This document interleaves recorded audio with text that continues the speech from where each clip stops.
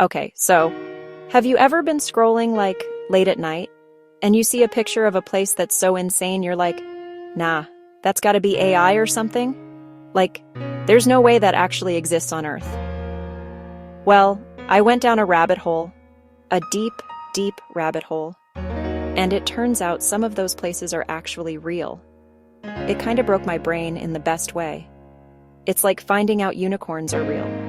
But instead of unicorns, it's these crazy, beautiful landscapes straight out of a sci-fi movie or a dream after eating too much pizza.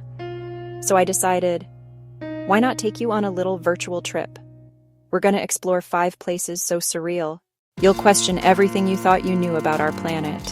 Trees that look like UFOs, mountains that look tie-dyed, lakes that are blood red.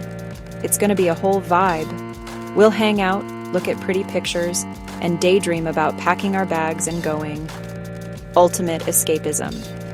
Quick favor, if you're enjoying this, hit like, subscribe, and share. It tells the YouTube gods we're cool and they should show this to more people. Okay, enough talking. Let's get into the weirdness. First stop, an island that literally looks like it's on another planet. All right, first up is Socotra Island. I'm not even kidding. I thought it was Star Wars concept art. It's an island off the coast of Yemen. It's been isolated so long that a third of its plants are unique to the planet. It's a little lost world, a glitch in the Matrix, a biological time capsule. The star of the show is the dragon's blood tree. These trees are the weirdest things I've ever seen. They look like giant inside-out green umbrellas, like broccoli stretched and flattened, like a UFO on a stick. Cut the bark and dark red resin oozes out. People used it for medicine and dye for thousands of years.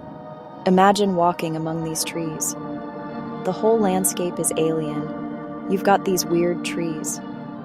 And then there are these other bizarre plants, like the bottle tree, a bloated elephant leg with pink flowers. It's a whole ecosystem of weirdness. It makes you feel small in the best way. But it's not just plants. Insane beaches and lagoons. Detwa Lagoon, whitest sand meeting crazy turquoise water. You can chill there, maybe see stingrays. Then go inland to the Dixon Plateau, the money shot. Huge canyon, plateau covered in dragon's blood trees. Standing there, looking out, core memory. Getting there is a bit of a mission. You usually have to fly from the UAE, best with a tour group. It's a place that demands respect. Local communities are the guardians. Their culture is tied to the land. So be a respectful visitor. Listen to guides. Don't break branches.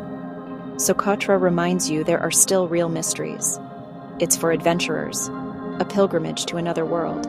Socotra's top of my if I win the lottery list. I disconnect and wander the alien forest. Wow, pure magic. Okay, next up, we're going from an alien forest to mountains that look like a painter just went wild. Okay, from a weird alien island to mountains that look like a 5-year-old's coloring book, but in the best way possible. We're talking about the Zhangye Mountains in China. And when I say rainbow mountains, I literally mean rainbow mountains. Red, yellow, green, blue, layered on top of each other like a giant geological parfait. It's so vibrant and perfect that it looks completely fake. But it's real. These colors are the result of millions of years of mineral deposits and sandstone getting squished together. Plate tectonics did their thing, and wind and rain eroded the layers into these insane shapes. It's like a geology lesson, but instead of a boring textbook, you get to look at this masterpiece. The main spot to see this is the Zhangye National Geological Park. Designated viewing platforms keep visitors off the fragile rocks. You walk boardwalks to different viewpoints. Each viewpoint offers a new composition. The best time to go is sunrise. I know. Waking up for sunrise is a struggle, but for this, it's worth it. When the sun is low, the light hits the mountains and the colors just pop.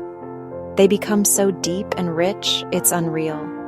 Sunset is just as epic, with all the warm, golden light making the reds and oranges look like they're on fire. You could take 1,000,000 photos and none of them would truly capture it. It's one of those things you have to see with your own eyes to believe. And the cool thing is, it's not just the mountains. It was part of the ancient Silk Road. Check out temples, giant Buddha temple, so you can get your dose of surreal nature and then get a dose of fascinating history. And let's talk about food, because priorities. Hand-pulled noodles, lamb skewers. Imagine finishing a day of jaw-dropping views by stuffing your face with the best noodles of your life. So yeah, the Zhangye Mountains, geology, art, history. It's a place that seems designed to inspire awe. Okay, let's move on. Next up, we're visiting a lake that's beautiful, deadly, and a little bit goth. Okay, get ready for this one, because it is intense. We're going to Tanzania, to Lake Natron. At first glance, it's stunning. It's a massive, shallow lake. Its water can be a deep, haunting shade of red. Sometimes it's streaked with pink. Sometimes it's streaked with orange. It looks like an abstract watercolor painting. It's incredibly beautiful. But there's a catch. This lake is also incredibly deadly. It's the femme fatale of lakes. The reason it's red, high concentrations of sodium carbonate and other minerals. They flow in from the surrounding volcanoes. That creates a perfect environment for salt-loving microorganisms. These microbes give the water its crazy color.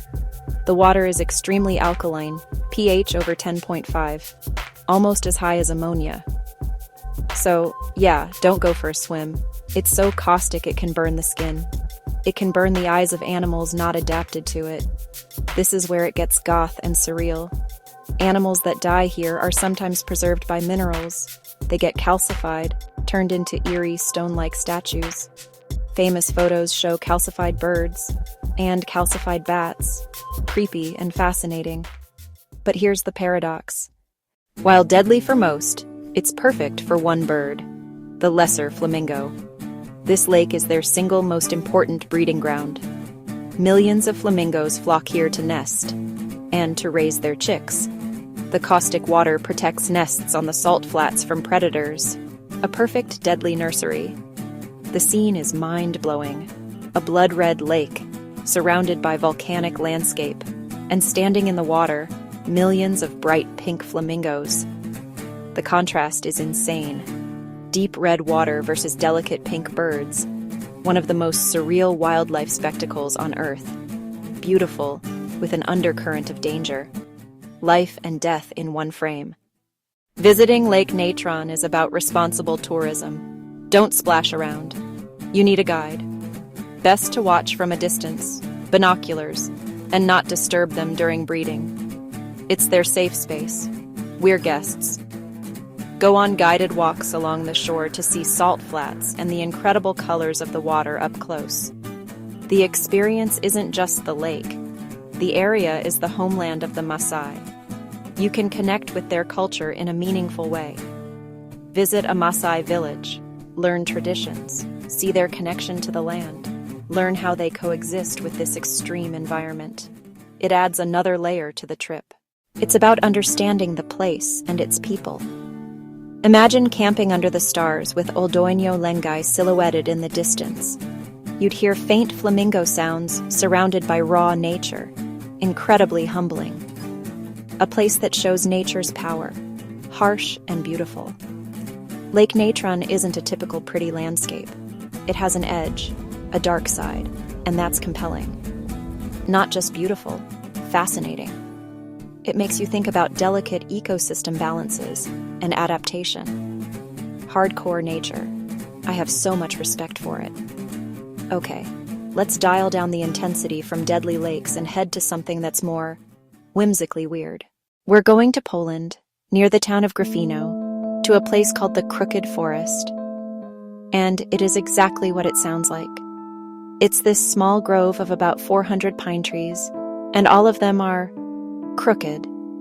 They grow normally out of the ground for a few inches, then bend sharply to the north in a perfect J shape, then curve back up to grow straight towards the sky. It's so strange. Like all the trees decided to bow in the same direction. Standing in the middle of the grove feels silent, eerie, and really beautiful. Light filters through the curved canopy, creating a magical fairy tale atmosphere. It's the kind of place you'd expect to see a gnome or fairy pop out from behind a tree. It's wonderfully orderly in its weirdness. And the craziest part? Nobody knows for sure why. There are tons of theories, which makes it cooler. Theory 1. A super heavy snowstorm flattened saplings, forcing them to regrow upright. Theory 2. Humans bent them intentionally to get pre-curved wood for boats' furniture runners of a sleigh. No records were found, and the town was mostly abandoned during World War II. Then there are out there ideas. Aliens or a weird local gravitational quirk. The mystery is part of the charm. The Crooked Forest is a photographer's dream. Graphic, repeatable shapes. But it's also a peaceful place to walk and disconnect. Timing matters. Autumn's orange leaves make the pines pop. Winter's snow highlights the strange curves and adds an otherworldly feel. Be respectful. Stick to paths, don't climb or carve. Keep the site mysterious and beautiful for others. I'm obsessed with the story. Or lack of one. I wish those trees could talk. That we'll probably never know is exactly what makes the Crooked Forest so captivating. A beautiful secret nature keeps. Okay, for our last stop, we're going somewhere that literally only exists for a few months out of the year. We're going to Iceland, to the ice caves under the Vatnajökull Glacier. And guys, this is next level surreal. Imagine stepping inside a giant frozen wave. That's what it's like. You are literally inside a glacier, surrounded by the most insane, brilliant blue ice you have ever seen. It's like being inside a sapphire. These caves are formed by melting water that flows under the glacier during the summer. The water carves out these tunnels and caverns. Then, in the winter, when the temperatures drop, the water freezes, and the caves become stable enough to enter. But they're different every single year. A cave that existed last winter might be gone this winter, and a new one might have formed somewhere else. They are temporary, natural sculptures. The reason the ice is so blue is pretty cool. The glacial ice is super old and has been compressed for centuries, so all the air bubbles have been squeezed out. When light enters the dense ice, the ice absorbs all the colors of the spectrum except for blue. So the blue light is what gets transmitted through the ice and what we see. It's science, but it feels like magic. The ice literally glows with this otherworldly blue light. This is absolutely not a do-it-yourself adventure. I cannot stress this enough. Glaciers are dangerous. They're constantly moving, and the caves can be unstable. You have to go with a certified guide on a tour. They know the glaciers. They know which caves are safe. They provide you with all the safety gear you need. Helmet, crampons. The season for visiting the ice caves is super short, usually from about November to March. That's when it's cold enough for the caves to be stable, so you have to plan your trip for the winter. Which, yes, means it's going to be cold, but it's Iceland in the winter. What do you expect? Plus, visiting in winter means you might also get to see the northern lights, which would just be the ultimate cherry on top of a surreal trip. Imagine the experience. You gear up. You walk across this vast, white expanse of the glacier, and then your guide leads you to this small opening. You duck inside, and suddenly you're in this whole other world. Everything is blue. The walls, the ceiling, everything is shimmering, glowing ice. The way the light filters through is supposed to be just breathtaking. It's quiet, and you can hear the ice creaking and groaning, which is a little freaky, but also a reminder that you're inside a living, moving thing. And the area around Vatnajökull is packed with other incredible Icelandic sights.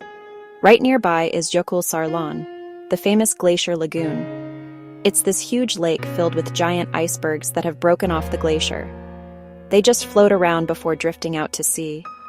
You can see seals swimming among them. It's another one of those landscapes that just doesn't look real. And then there's Diamond Beach, where the icebergs wash up on the black sand shore, glittering like, well, diamonds. There's also the Skaftafell Nature Reserve, which is part of the Vatnajökull National Park. You can go on hikes there and see amazing waterfalls, like Svartafoss, which has these cool basalt columns behind it. So you can make a whole trip out of it, exploring this entire region of ice and fire. It's just one epic landscape after another. Iceland really does not mess around. Visiting an ice cave would be such a profound experience. It's so temporary and fragile. You're seeing something that might not exist in the same way ever again. It's a powerful reminder of how dynamic and constantly changing our planet is. It's not static, it's alive.